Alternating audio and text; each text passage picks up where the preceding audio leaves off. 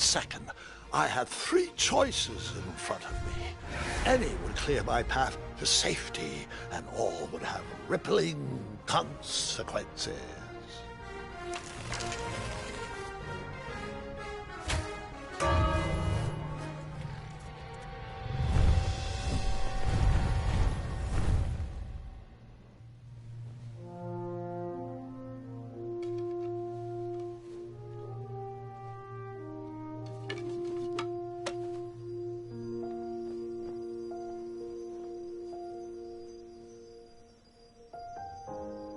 My hands were shaking and my arms could barely grip the rope, but with the last of my strength, I climbed out of the well and headed back to the castle. Ever since the magic mirror returned, its reflections have warned the kingdom of danger, kept our family safe, and it has exposed many troublesome crumbs tangled in my beard.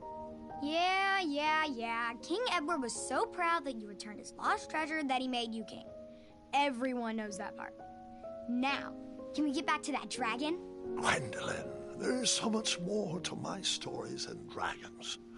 I hope this old cap will be remembered for far more than the action tattered across its brim, sewn into the seams of many hidden adventures. All right, let's get back to the dragon. Tell me everything. How did you know shooting the bell would distract him? Over the years, I realized that the dragon was not the despicable, hideous beast Daventry had made him out to be. He was just a caged animal that was very hungry. I, too, would be violently angry if I could only eat when my neglectful owner rang the bell.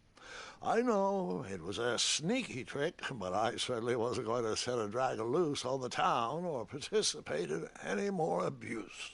You really thought that through, Grandpa. I would have tricked him, too. Back home, they call me Gwendolyn the Smarty Pants. You come from a long line of logically minded nobles and one very clever dentist. All right, you two. Grandpa needs to rest. Gwendolyn, it's way past your bedtime. Sleep well, Grandpa. I'll be back first thing in the morning. I don't need rest. I'm as spry as I've ever been, though I would mind a slice of magic fruit.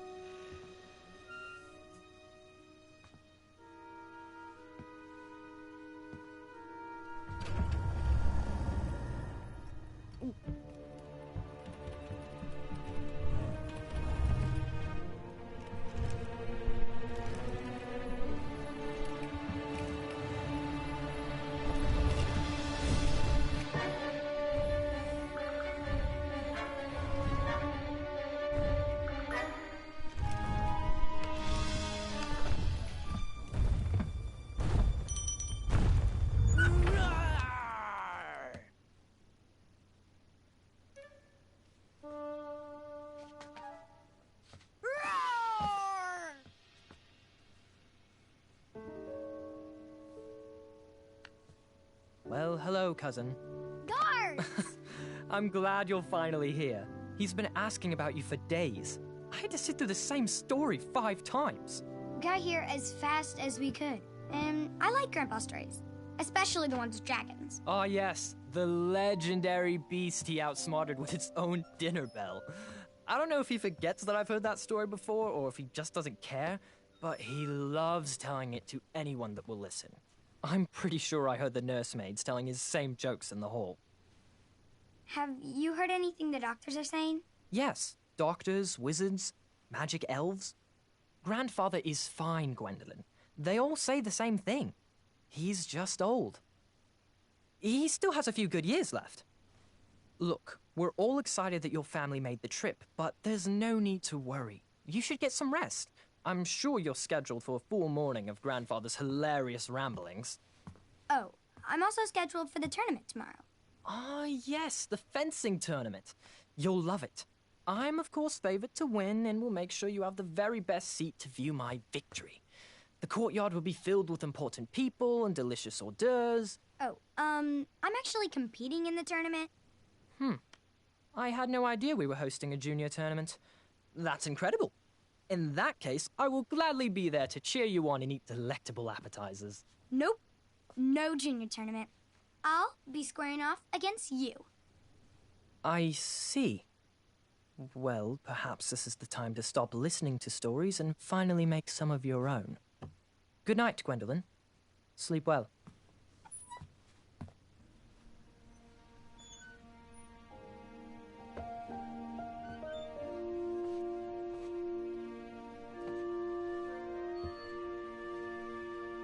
Come in, Gwendolyn. You can set those on the nightstand. Grandma said to take 3 spoonfuls of each. I'll get to those. No need to fuss over me. Now let's talk about far more important issues, like that fencing tournament. I hear you're competing. Well, I signed up, but I'm not so sure anymore. Nonsense. If it's Scott you're worried about, he's no bother. After all, I only learned that you entered after he complained about it all morning. Threatened, I'm guessing. There are many ways to win a duel. I, for one, have always been fond of...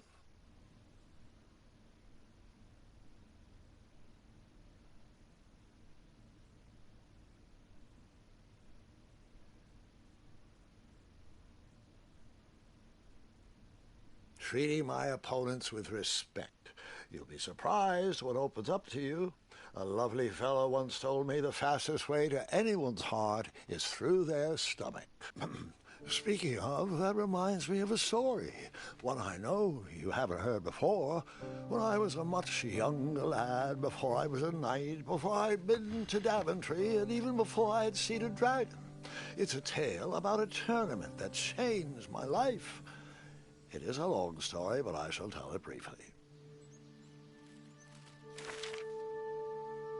Well, Triumph, this looks as good a place as any to camp for the night.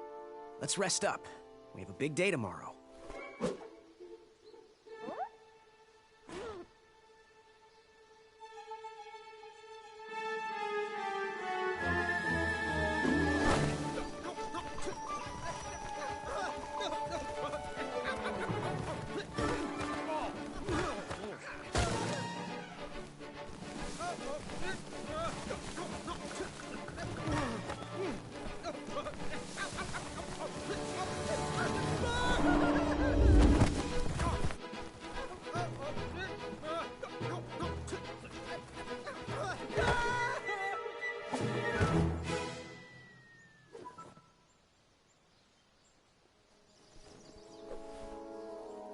After gracefully rappelling down the cliff, I welcomed the sight of an actual road, the first sign of civilization.